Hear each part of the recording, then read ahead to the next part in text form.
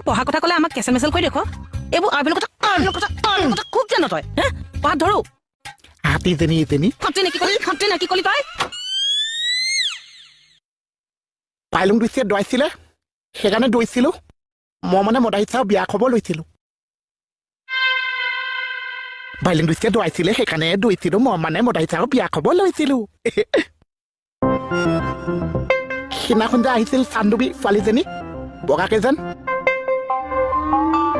মদাহিচা হেনো বড়ো ভাষাত ভাল পাওঁ বুলি কৈ গৈছে সেইটো খবৰ লৈছিলো মই কিন্তু বিশ্বাস নকৰিছো চা